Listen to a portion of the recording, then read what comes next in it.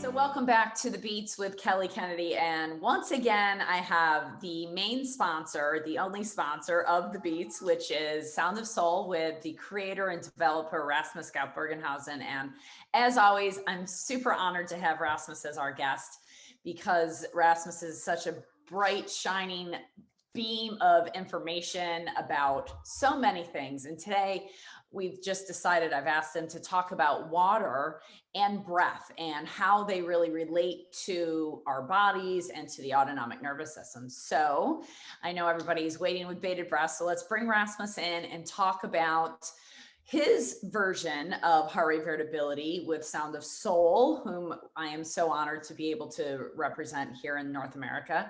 And we've been having such great success with it. We just want to continue to educate about. So welcome, Rasmus. Thank you, Kelly. I'm so happy to see you again. So happy to be with your energy field, even if it's just on Zoom right now.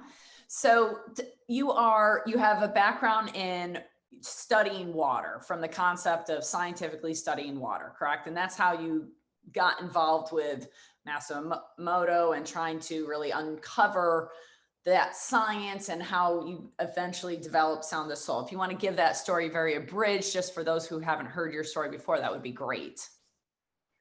Okay, well, yeah, maybe to make it very brief, in my teenage age, I always wanted to become a Greenpeace activist to save the planet, and I think I still want to save the planet. Of course, I want. But then, I studied ecology in Vienna, and during the years, I stumbled over an Austrian. Actually, he was a forester. His name is Victor Schauberger. He's quite famous worldwide. He said that if you can change the structure of the water by giving the water a certain spin. So just not changing the chemical properties, but just change the structure, the behavior of the water. And well, my study times in Vienna and later in Denmark and in Central America, I got specialized in water chemistry, specialized in radioactive labeled hormones or radioactive labeled different pesticides or whatever in the water. And it was always more the chemical approach. But then I was very fortunate. I met Dr. Masaru Emoto about 2000, 2001, something like this. And he invited me to Japan. And even I was very skeptical about his work because in the scientific field, he is very esoteric, regarded as a very esoteric, let's say, not scientific person. And because he claims that if you play sound to water or place a picture next to the water or whatever, the water structure changes. And from a chemistry engineer point of view, of course, you think this is completely nonsense. But he invited me to Japan, and before, actually, I wanted to prove him wrong because I thought this is, of course, nonsense. And many tests didn't work, what he claimed, like putting a glass of water on a picture, and we saw sometimes it changes, sometimes it didn't change it, and maybe it was more due to the temperature or due to whatever. So I was very reluctant about his work. But then he told me, do some experiments with sound and music. And so I took just a bottle of purified chemical clean water, played sound to it. And the amazing thing is, under the laboratory, under the microscope, a lot of things happens. And this touched me very deeply. And then I saw, because when you finish 2 universities with best marks and you think you're just so great and you know everything, I had to find out that I don't know actually anything. I'm just repeating stuff from the books. And Emoto was, of course, he died 2014. He was quite an amazing guy. He was quite, how to say, challenging with his ideas. He was a great philosopher. But for me, it opened like a new field that I saw that there is much more than just the content of the chemicals we can measure. Because normally our whole science nowadays is just quantitative. So we measure what is inside, and then we say, this is the quality. This is like if I would measure you or me and say, this is your weight and your height, and I don't know, your blood pressure and all. I would not describe you by no means whatsoever. And so the quality is the living part, is the dynamic part, is the always changing part. And this is somehow in science completely neglected or ignored, and yeah, in 2004, he asked me to open his laboratory, which I did. And I ran it for 11 years until he died. And then I opened my own laboratory. And that's how it is. Yeah, and about water also, a little funny story is, or it's like this, Emoto was invited to Russia. And Russia is quite an amazing place for, let's say, new science or crazy science, or however you want to call it. But Emoto didn't want to go to Russia because in Russia they had 17 of his books published without asking him. So he was quite upset with Russia. So he never wanted to go to Russia.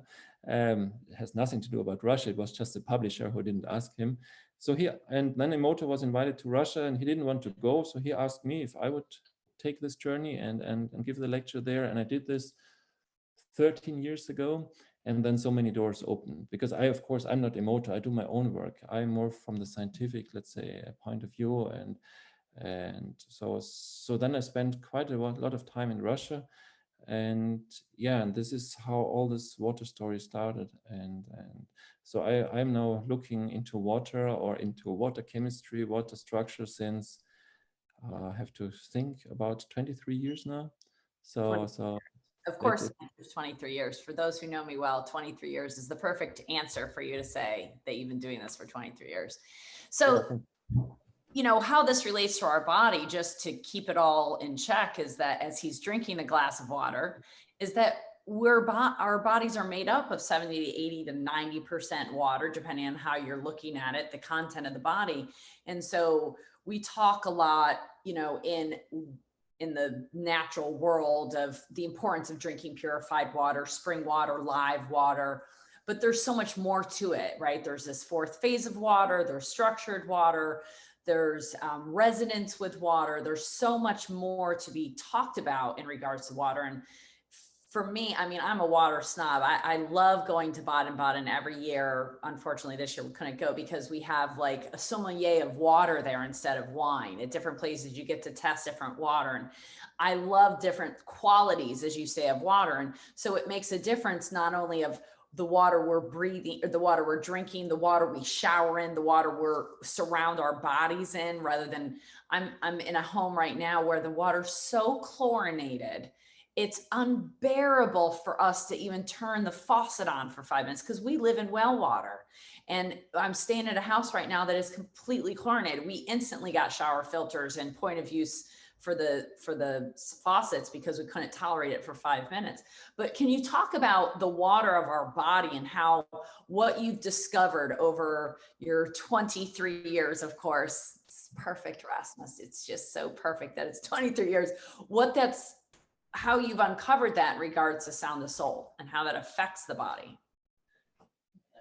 Well, first of all, yeah, there's so many aspects. Of course, we are mainly water. If we take only the molecule, the H2O molecule, we are not 70% water. We are almost 89, 98, 99% water. If you just take the numbers of molecules, from the weight, we are about 70%, 2/3 water. For me, let's say one of the most touching and amazing things, or which rose many questions during my, already when I went to high school, was how do we get the energy? Where do we get the energy from? Do we get only energy by digesting nutrients, by oxidizing carbohydrates and all this, mineralizing our nutrients? Or do we get the energy from somewhere else? Because if we take our heart pumps between 5 and 20,000 liters of blood a day, depending what you're doing. If you're a couch potato and you just sit and watch television all day, your heart pumps about 5,000 liters, 5 tons of blood throughout your body every day. And if you calculate the energy you need to pump 5,000 liters, I don't know in gallons, this would maybe be 1,500 gallons, I don't know, whatever, but people can calculate this. Okay, so if you have to calculate how much energy you need to pump this 5,000 liters from one, let's say, barrel to another one, you need already the energy which you eat during day. So if you eat all day, let's say 2,000 carbohydrates, you need actually all this energy to make the pump working. So, but where do we get the rest of our energy for moving, for thinking, for digestion, for the whole process? So actually, we are supposed to starve during eating because we don't get the energy we need. So this was a question I had, and the teachers couldn't tell me because we just learned what we eat, that's what we digest, and that's where we get our energy from, and that's all. So I was wondering, where do we get the energy from? And if you take a jellyfish, for example, a jellyfish in the ocean consists about 98 to 99% of just water. And the biggest jellyfish on this planet, how to say, the biggest jellyfish on the planet pumps more than 1,000 liters of water every second. You can imagine, it's a huge animal pumping. Where does it get the energy from? So these are questions I had during already high school and later in university, and nobody told me. And now, of course, you mentioned before the fourth phase of water, Gerald Pollack, wonderful researcher from the United States. And there's also a wonderful researcher in Russia. His name is Vladimir Voikov. I think one of the most brilliant person I was allowed to meet during my life. And they found new explanations. And they actually, it's the same like Pollack does. Vladimir Voikov, he conducted experiments where he took 2 electrodes into a cell, and he could see that there is based on frequencies from outside, a charge changes. Because for me, during my studies, the most amazing thing I think why we have life on this planet is the pH. The pH, acid and alkaline. If you have a car battery if you take the car battery in your car, you have minus and plus and positive. And the electrodes always try to move from minus to the positive place to balance out. And in between, we have the car radio or whatever we need where we get the electricity from. So the interesting thing is our body works like a battery too. So the H2O molecule has the ability to change the pH in the cell based of frequencies and qualities, infrared or whatever from outside. And this is an amazing thing. So, and that's how somehow I came also to the sound of soul, or what we can for sure talk more in detail about, that actually you change your acidity or alkalinity, your pH of your body by frequencies. And this is, and we know nowadays that most of our diseases are based actually on 2 factors. One is the lack of oxygen in the cells, and the other thing is the lack of electricity, our sour pH, our acid body. Because we humans, we are slightly alkaline. With 7.4 pH, we are slightly, alkaline.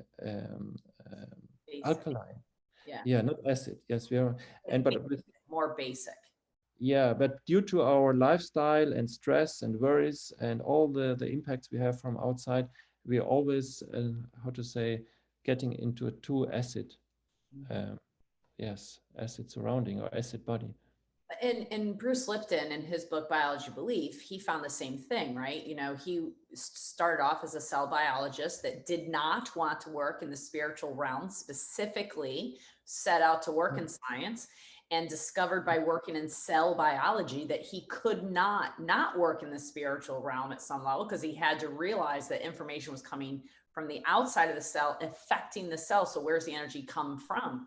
And what you're saying is that energy is frequencies. Those frequencies, because everything on the planet has a unique frequency, and that's, we've done allergy elimination work, Ian has, for 30 years, and it's based upon that very same thing, that it's frequencies harmonizing or disharmonizing.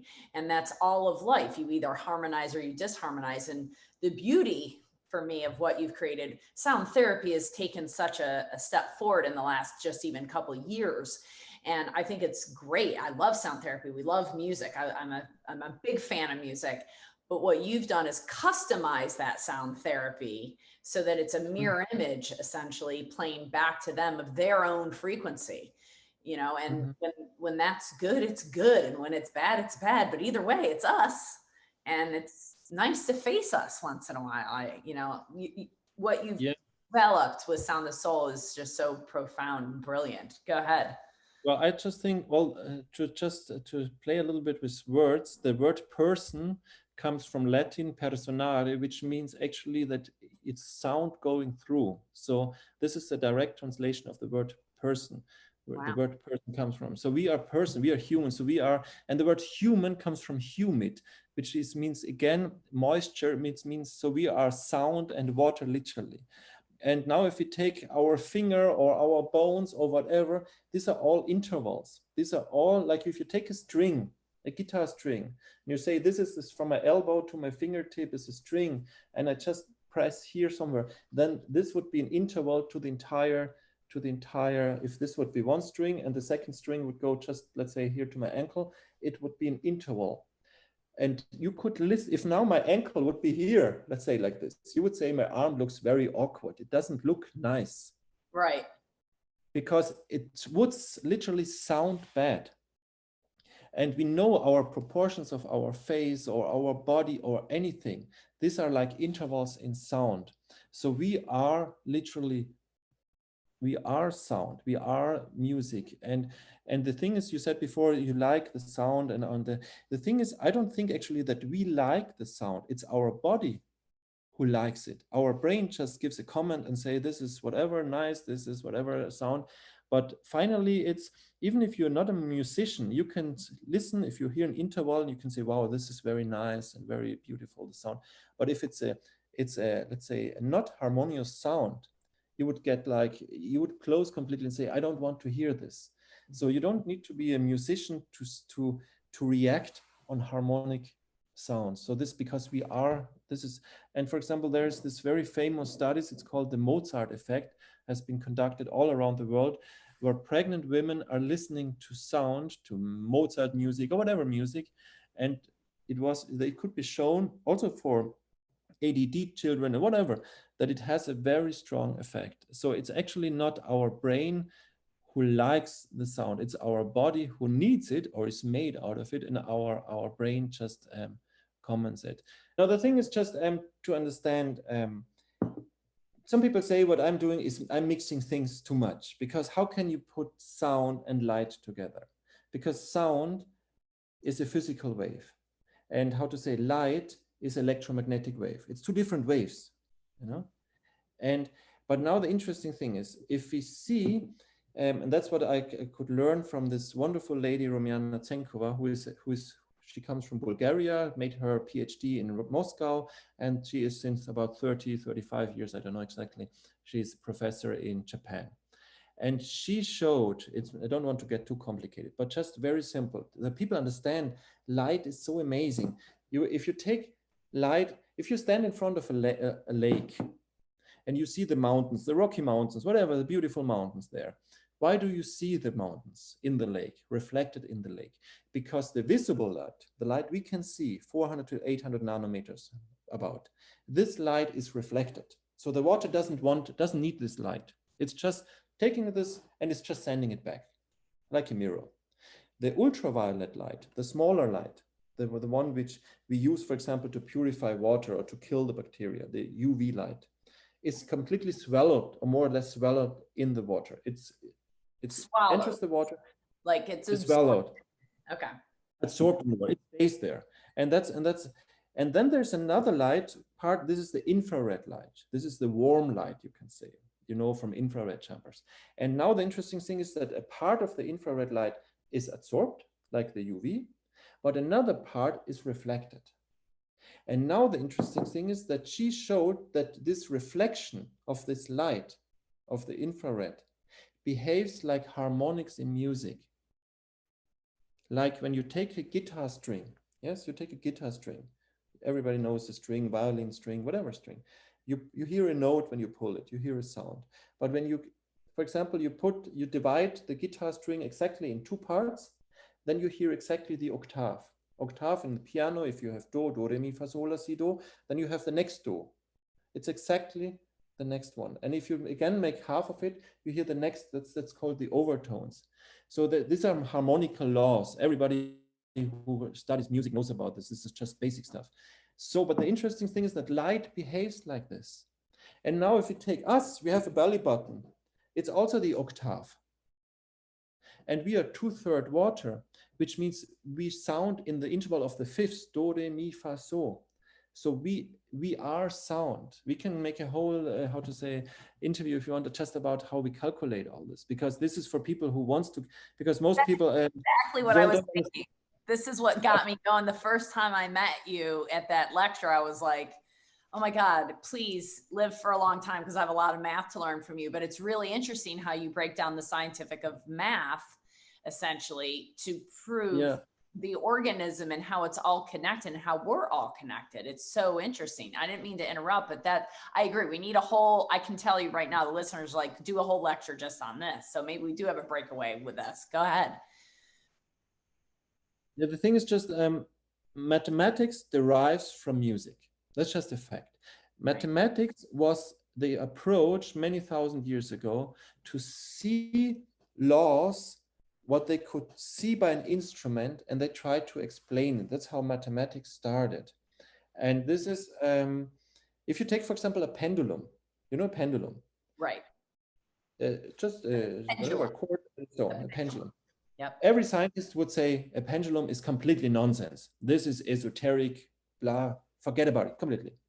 But a pendulum is half a string, like a string, a violin string, and you take half of it, and the string gets in resonance. So if you work with a pendulum, you have now a beautiful, I don't know how it's called, the stone around your neck. This would could be used like a pendulum. So what they did in ancient Egypt or Babylon or wherever, if they built a huge column for their whatever, for their temple or for their whatever they built, of course they made their measurements, but at the end they took a pendulum to measure if it's really 100% resonating with the remaining part of the building. And that's why you have the Acropolis, for example, in Athens, in Greece, or you have the pyramids or wherever. They are so amazing in their frequency, in their vibration, because this is how they worked. And a Stradivari building his violin or whoever, they made their calculations, but at the end of the day, they worked with the pendulum because they knew that's how they make the final cut. But the pendulum is not working with your brain. That's the next step we have maybe to go into it, because you cannot resonate with your brain.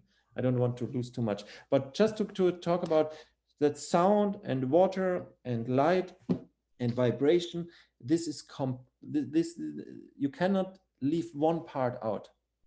This is not, they all fit together. And if you want to understand separate mind, body, spirit, you can't, right? So you can't separate out light and sound, because we create and emit both all the time. It's just different wavelengths of the same frequency, correct? Of the same law, of the same behavior, of the same effect to our body. And that's of the same quality, we can say. Because if you talk about, a very interesting thing is, as I maybe said in the beginning, is if you take a glass of water, we just measure the quantities, the nitrate, the chloride, whatever you find inside. And based on what we find inside, we say this is the quality. But back to a human, if I would start measuring me or you and say how heavy and how tall you are and whatever, this would not describe your quality whatsoever. It would just be a sum of quantities. So the quality is actually what we make out of it, what the dynamic process. And that's the same with water. And and thanks to Dr. Emoto, I could learn in that field that there is so much more than just the quantities in water. And yeah, and this is when we work about this in good quantities, these are the proportions, but at the same time in the quality, which is the dynamic sound or frequency process, then we can go deep in helping people. I always say I don't heal nobody, because I don't know what healing is, but the body knows it. Well, and to that point, I couldn't agree with you more. And what I get excited about educating others about is the fact that with a lot of what the Western philosophy of medicine is, they're looking at blood rather than looking at the space around the blood, you know, which is the plasma, the extracellular matrix, the water, the lymphatics, the fascia, like the huge parts of the body that the frequencies are filtered through. And then the blood is like the last thing that's affected. I want to go from what's most affected, and all of that lymphatic, water part is affected by the by the frequencies of which we surround ourselves. And that's only, the quality of that is only as good as the quality of the lifestyle we live, the quality of the food we put in our bodies, the quality of the air we're breathing, the quality of the things we listen to, the quality of, and that's where Sound of Soul comes in. What better quality is there than listening to your own self? I don't know. Yeah. Yeah, well, the thing is, well, the whole work I'm trying to do is I'm not trying to focus on diseases, on diseases. I try to focus on the beauty, because I think I told this Dr. Schaffner last time. I talked with a doctor recently, and the doctor told me during his 6 years of study at the universities, he had 1 hour about health, and all the other hours in university were about diseases. Right. And of course, we have so many diseases. We have now, I think, 46,000 defined diseases on the market, and they're growing daily. Now we have a new one, pandemic, whatever. And of course, we can. There are these diseases, and we can talk about them and focus on this.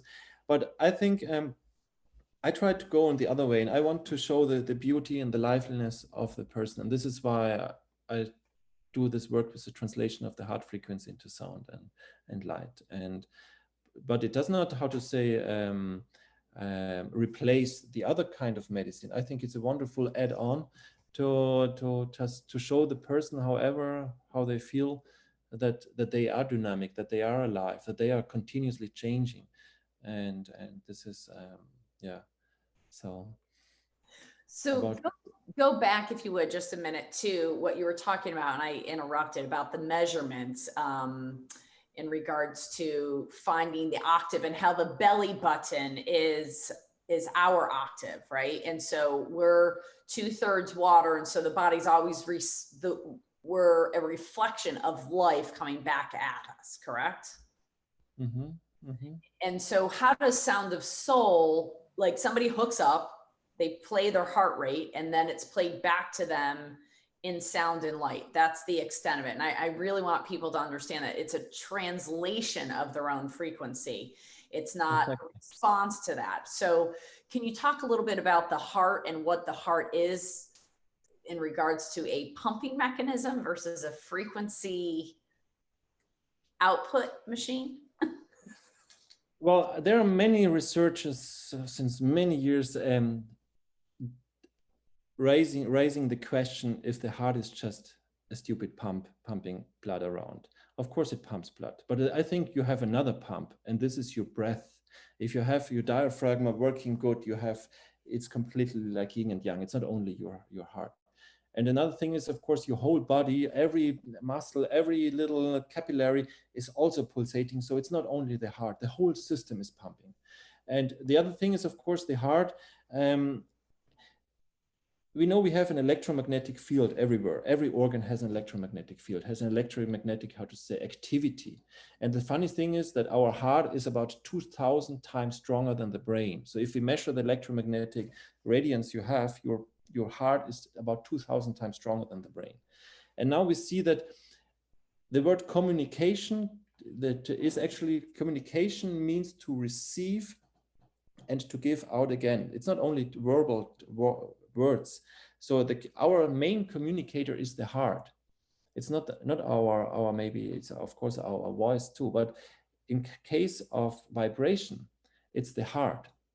Because the interesting thing is, the smaller a vibration gets, the bigger the impact on the form-giving process. Which means, if you take a water here and I place now, let's say, sound to it, the water will change. If I will place ultrasound, the water will change more. If I will place light, the water will change more. If I will place radioactivity, it will change very dramatically. That's where we're all afraid. So we can understand, the smaller the molecule, the bigger the impact. No, the smaller the vibration. The frequency, I'm sorry. Yeah, the bigger the impact on the form-giving process. On the form-giving process. Yeah, so if you take now, let's take a lake, and the wind is blowing over the lake, you get these ripples and you get the waves, and this is a form-giving process. You see the waves. Okay. And very famous today is this cymatics. You know cymatics, you take a table of sand, you sprinkle sand on the table, this table starts to vibrate, and then you see suddenly special kinds of forms. That's called cymatics. cymatics, I think it's called in English. Okay, so we can see that a vibration causes a form, and a form causes a vibration. Okay. And now we can see that this is what I could see during the last many years in my work, that the smaller the vibration gets, which means the faster it gets, the bigger the impact on the form we see under the microscope. Mm-hmm. Okay, so your heart frequency, it's much smaller, you can say, the electromagnetic field, than your voice. Correct. Which means the heart has a much bigger influence than your voice. This is at least so. And now that's further. So the heart is the communicator, which means between us, even if there are now, I don't know, 6,000 miles between us, the heart is the communicator between the people. And now the thing is also that we always think, let's say that the end result is the disease or the how to say, all the obstacles we have during life. But I think the end result is always health, because our body always tries to heal us with every heartbeat. And the moment we let go, which means the moment we can get coherent with the surrounding, with nature surrounds us, healing takes place. Let's just set a natural a natural dynamic in nature is that we always heal and heal and heal ourselves all the time. The biggest obstacle, I think, nowadays, beside all this pollutants and stress and all we have, is actually our mind. Because our mind, as amazing it is and can make all kinds of machines in the world, the mind is the biggest obstacle for the healing process. Because if somebody, for example, get a very heavy diagnosis, the people can hardly get rid of it, because the mind materializes it more and more, and you cannot let go. And now the interesting thing is, the moment you become 100% present, healing takes place. And what is in present? It's your heart. The heart is the organ which is most present from all our organs, because it communicates or is in resonance or is in connection the strongest with the surrounding, because it has the strongest electromagnetic field. Somehow maybe, so this is the heart is the connector to health. It's like the conductor of an orchestra. That's the main function, I think, is from our heart, is to communicate, to receive information from outside and handle it and make life possible. And now the interesting thing is, not to become maybe too complicated, for me, the most beautiful explanation for life, health, you have heard before, is change in movement. That you always knew. That's why you are alive. And we know that 90%, 95% of our thoughts are the same we had yesterday. But our heartbeat is always different. And now we come into this heart rate variability, which gets more and more famous. And I think every therapist should really know about that, because the heart rate variability so beautiful, shows how vivid you are, how good you can accept or adapt to stress. And now we can see the moment you encounter yourself and you reflect your own heart frequency in sound and light, we can see how the heart opens like that, how the variability opens. So the healer is yourself. It's not Sound of Soul or any technology. It's you. We're just sending it back, because a machine is pretty stupid. A machine can just do what you tell it to do. And a machine normally can just send always the same frequency. This is why I threw all this bioenergetic machines out of my office. I had so many, because there's so many machines on the market which tell you this frequency you need and this frequency you need. But the thing is, every machine can just make a certain frequency, actually a sinus note, always the same. Right. Because the machine is not alive. Right. But you are alive. So if I take better, that's so good to get people to understand, because there's so much bioresonance equipment out there, and coils and different frequency generating machines, right? Specific, they call it specific microcurrency and all of that. But that's so different than what we're doing with Sound of Soul, because it is your own frequency that's constantly changing, and it's always adapting. Health is a verb, not a noun. You don't arrive at health. Health is happening.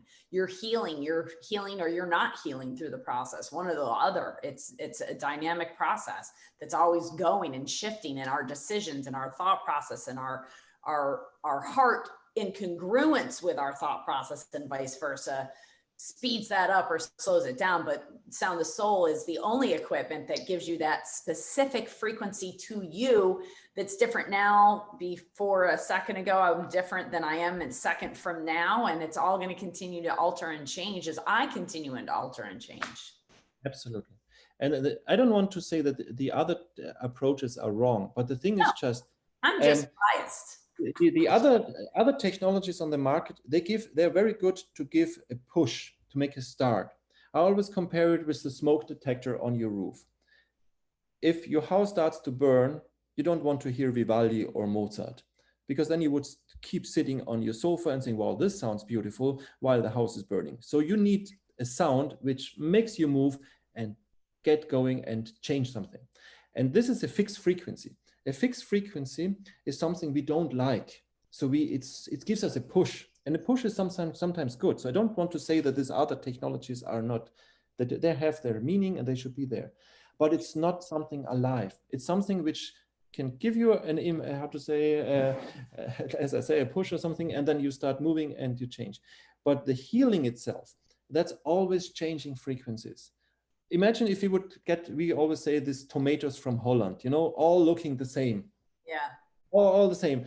I don't want to say something. We have it the same here in our industries, but let's say the most beautiful, if you have a natural garden, you have small, big, and all sizes, every taste amazingly individual. That's how nature is. Variety. Yeah. But nature is not the same. If nature would, and that's back to the snowflakes of Dr. Emoto, we never get two snowflakes which are the same. Never, because that's life, and life starts always in water. Every life, no matter if it's a bacterium or a virus we have nowadays, or if we have a human being or a dinosaur, it starts in water, because water has the ability to change frequencies into form and in form. So the moment you make a baby, the moment the fertilized egg starts to divide, the vibration from around is unique, and you will never get the same child, even if the same parents make 100 children, because it's more or less the same DNA coming together. So, and if you go to a huge tree outside in your garden, you will not find two leaves which are exactly the same. And this is for me what life is all about. And this is why sound and water and all this dynamic change of frequencies, this is you cannot neglect one of all these parts. So, and this is why I take your heart, because your heart is alive. Your heart is always changing.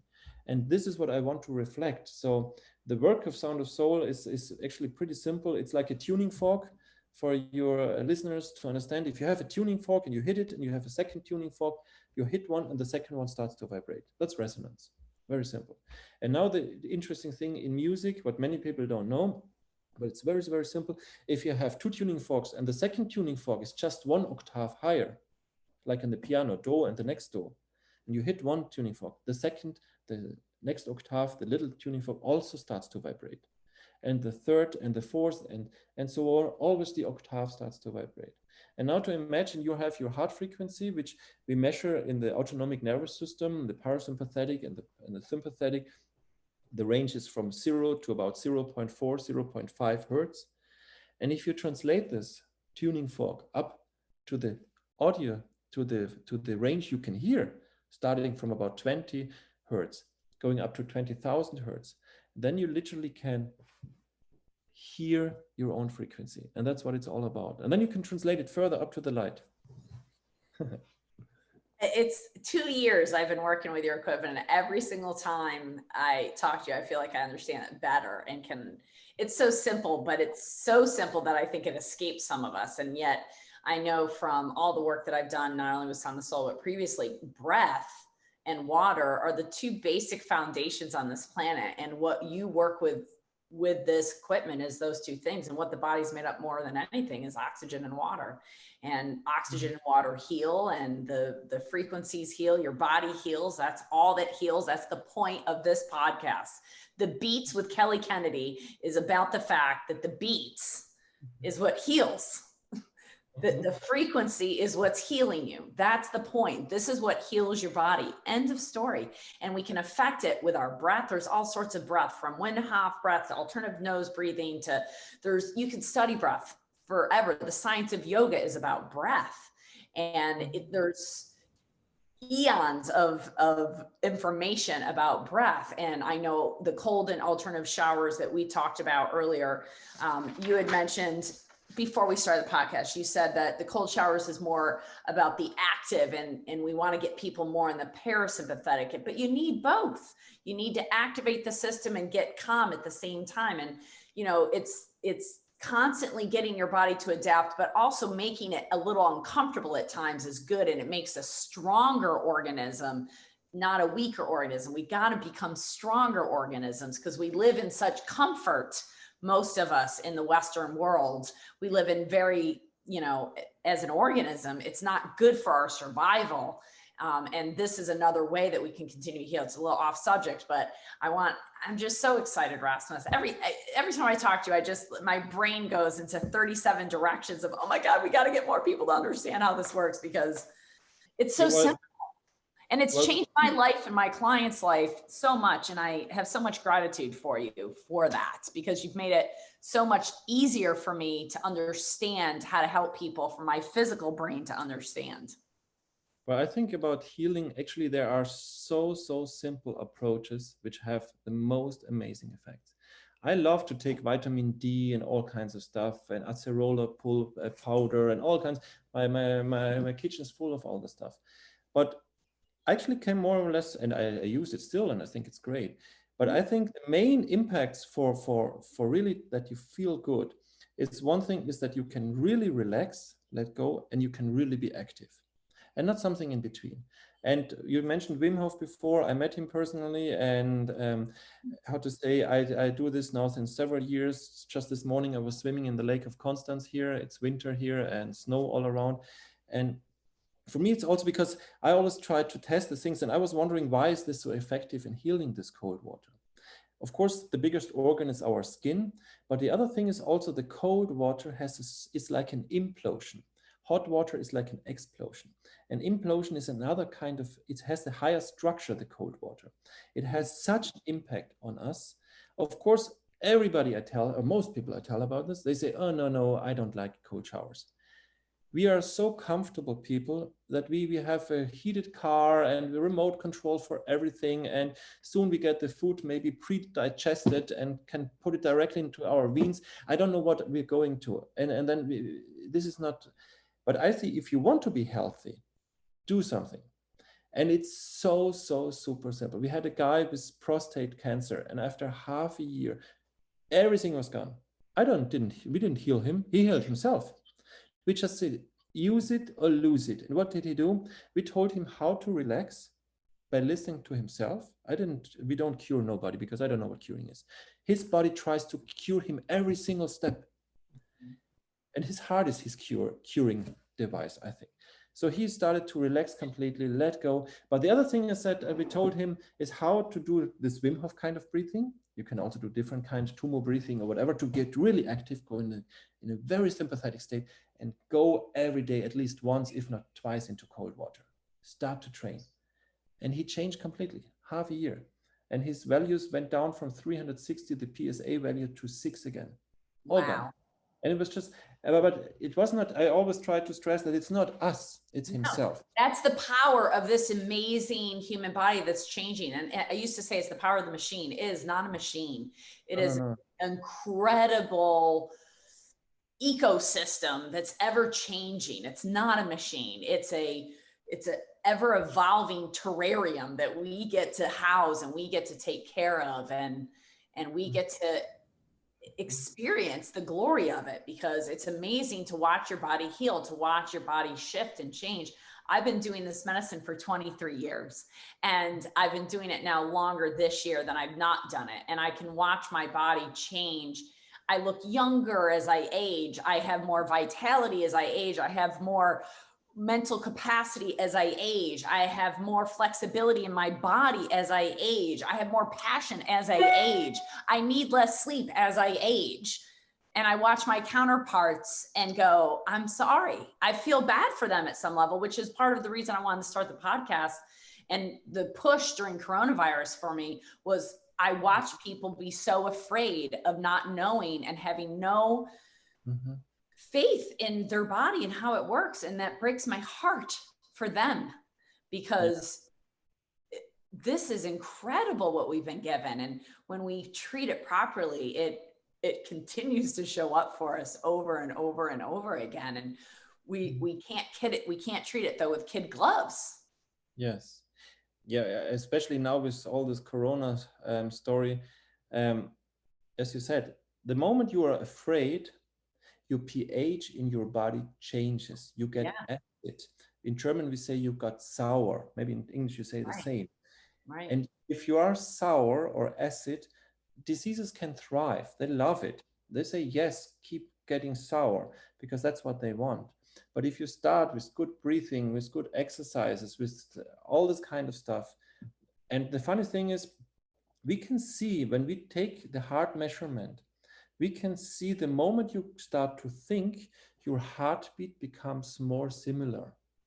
So we can see based on your heart rate variability if you are present or if you're thinking, because you cannot think and be present at the same time. Right. If you're sitting now on the couch or I'm here in the chair and I want completely to be present, 100% present, be in the now, as Eckhart Tolle, beautiful, writes books about this, you cannot think because the thought is a horizontal process. It's not something bad, but the thought is like, many times I say in my lecture, if I say, don't think on the purple elephant, we all start to think about this because you cannot not think about it. And you can start, people who get a heavy diagnosis, you cannot tell somebody who got maybe a cancer diagnosis, stop thinking about this, because it would reduce your variability and it would, how to say, limit your healing abilities. This would be very difficult for the person. And if I would tell them, see how beautiful the sunset is outside there and nature and everything, they would say, well, that's nice, but I have my problems. Right. And of course, we have to address the problems and to do all kinds of medicine to help the people. And I don't want to go into what kind of therapy, but whatever therapy you want to apply, the person has to be able to deal with it. But if you are stressed and if you are always in the thought and in the fear, no matter if you take a chemotherapy or alternative approach, it can hardly work. But the moment you get in the present state, the heart has this ability to start resonating stronger and stronger with the surrounding. And that's what we see. So we have success, people working with chemotherapy and doing sound of soul. We have people taking alternative approaches, and there's also successful. But I just want to say that this is the beauty, is that the heart is always beating in the now, and the thought itself is always in this horizontal movement, either there and there. And this limits the healing ability, because it limits the possibility of the body to resonate with the surrounding. And that's what we don't, because the moment you, and that's also what I said before, that medicine always focus on the diseases instead of the health. Right. Health is the liveliness, which is in everybody, which in each of us.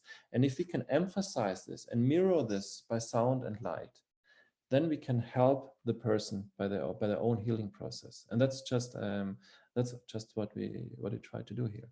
So yeah. Well, you can all see why I don't pay attention to time when I talk to Rasmus. So who cares? Because I'm sure you've been engaged the whole time. You can also see why we are going to organize classes, and we're not waiting for the travel to be open. We're going to organize a class for January on heart rate variability. It's going to be 4 hours. If you're interested, email us.